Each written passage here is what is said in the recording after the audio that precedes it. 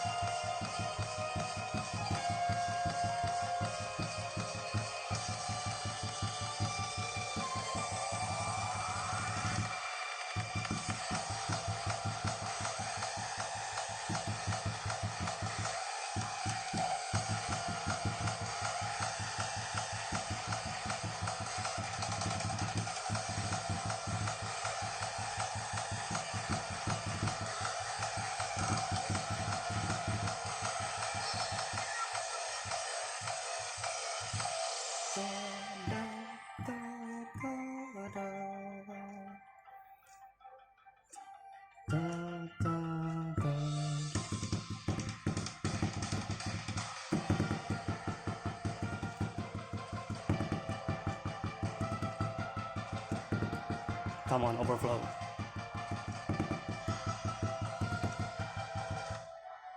There you go.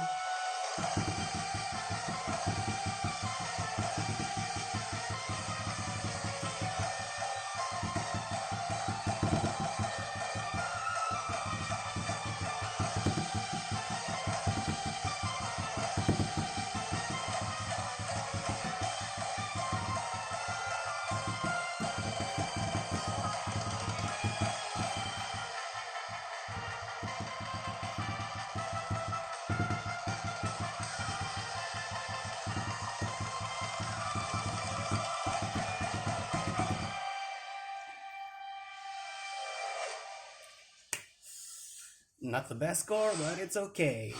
Oh, we gotten straight. And now instincts began to lurch, old and forgotten, in the wake of those thoughts. They haven't yet taken hold. Those discarded yet practical sensibilities, they've only stirred. She is still afraid. She clings to hope by a little finger. You know what? I'm going to unplug my clock over here because the ticking sound really annoys me.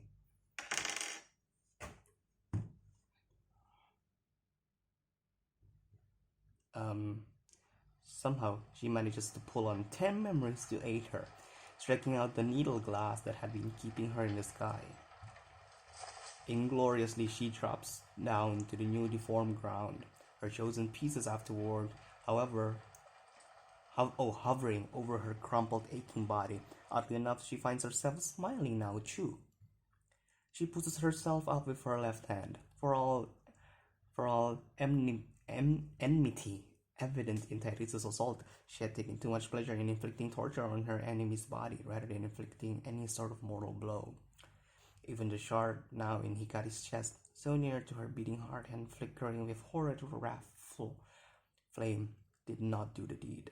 Maybe it wasn't intended to. Regardless, Hikari is still alive. Oh, that's good. She feebly sends forth an attack, which is quickly swatted down by the girl flying above her. That girl now looks worse than any described devil Hikari has heard of in old memories. A veritable dark queen ruling night in a world of a day.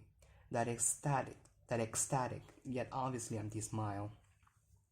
Seeing this, Hikari can feel it, how her own feelings are beginning to slip away. Stark reality is sobering her more and more, and rather than dread it, as she had in only minutes, no, seconds ago, she begins instead to register each fact present to the situation.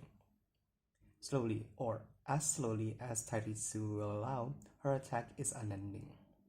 Shifting her body left and right, guarding her weakest areas with what few memories remain to her, Hikari examines their field of battle. It has been torn asunder and now looks more of a wasteland than ever before, ripped, ruined all through like a town in the aftermath of military bombardment. The glass around them is uncountable. The power Tairitsu has is immeasurable. Hikari herself is weak, not only in terms of strange abilities and control over glass, her body has been run ragged. She doesn't have much left before she falls from weariness alone. Perhaps she could find an anomaly, but say she couldn't. What then? She couldn't.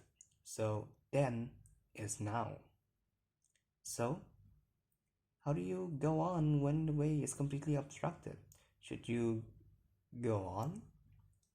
Glass strikes her shoulder, shining with light. Hikari stares into its reflection. So, the other girl can control light too now. Well, she decides to think over what she has observed once again. She recognizes that she could die here, or she could not. These are the two possibilities, and knowing that, she finds herself in acceptance. This could be the end. In a moment, this could all be over. And while she'd rather it not, she can't help but echo the idea. So it goes. After thought, hope, and feeling, determination is the last to fade from her. I've seen leaks, and that's my bad, but I might know what the song is and what the chart is.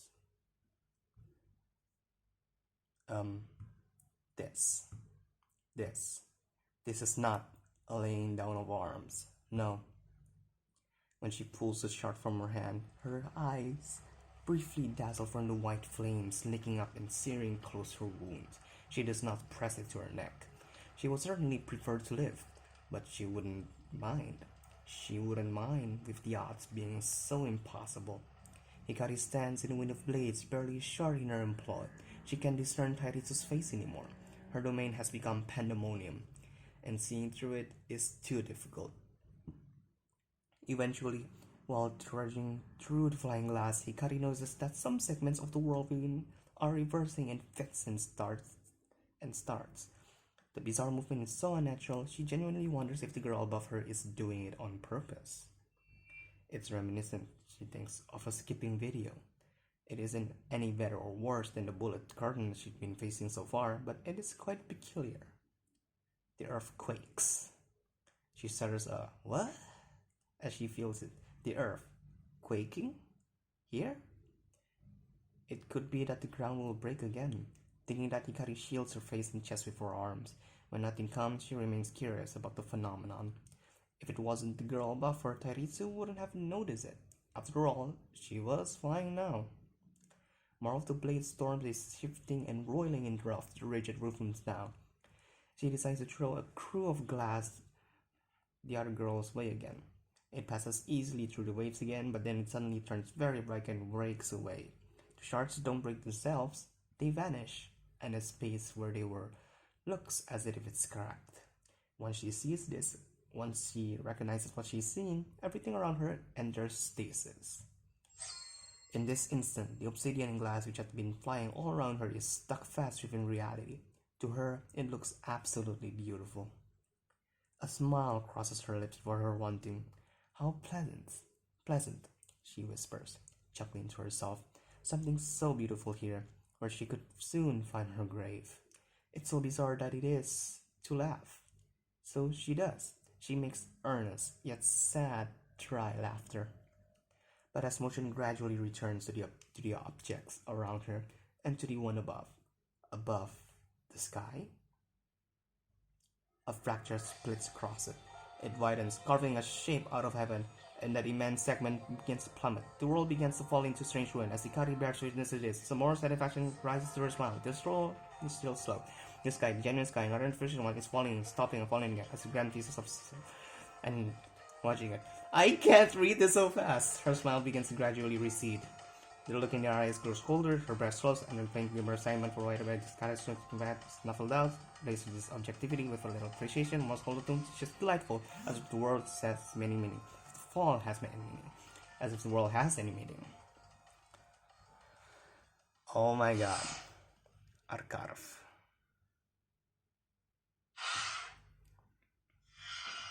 Sorry. Need to readjust. No pause button right here. Yes. Oh, what the heck? They've incorporated an actual animated background. Nice.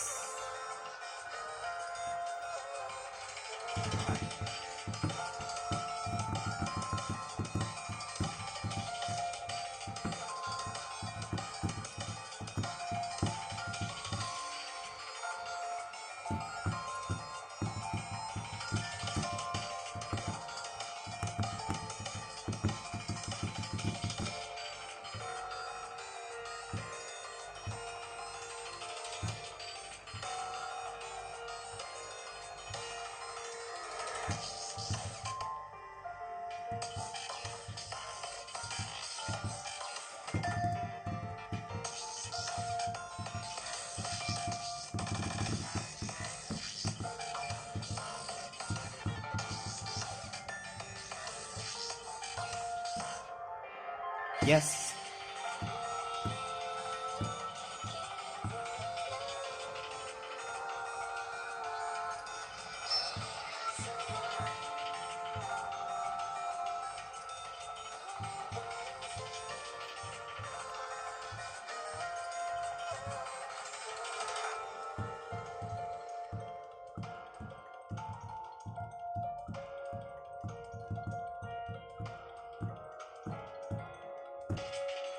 Yes. And then we're just got to wait. I know I'm not talking much because I already know what the chart is. But it's still surprising to see on Arcaea.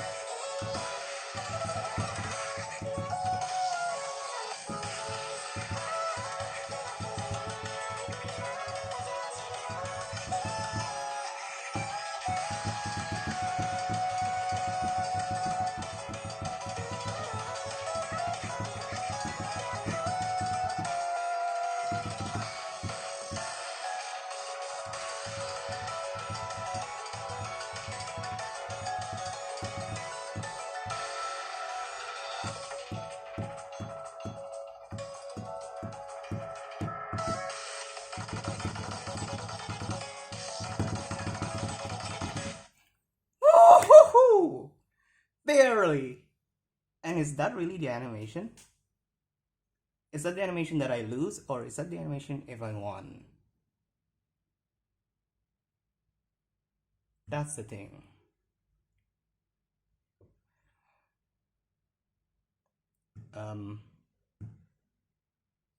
It reloads. Okay, still the same thing, but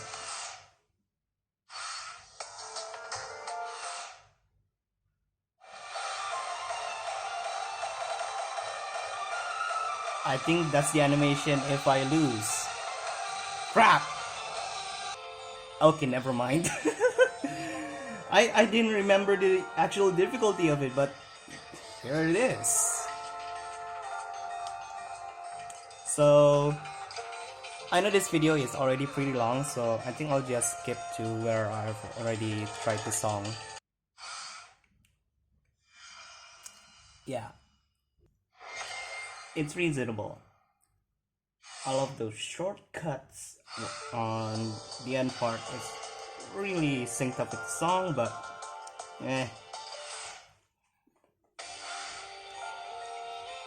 I think that's all of the content for 3.0. Definitely. Well, probably the only thing that I need to grind is these and What is it, 9 plus? Yeah. I played this. So I'll be uploading a video about Alt-Tail right after this. So, thanks for watching. And, well, we'll be back to our regularly scheduled random song gameplays, or probably new event songs from Dynamics, or just me playing the songs over here. But I bet someone has been grinding the heck out of World Extend, or even just straight up buy and then showing up the gameplay on YouTube. But I don't mind.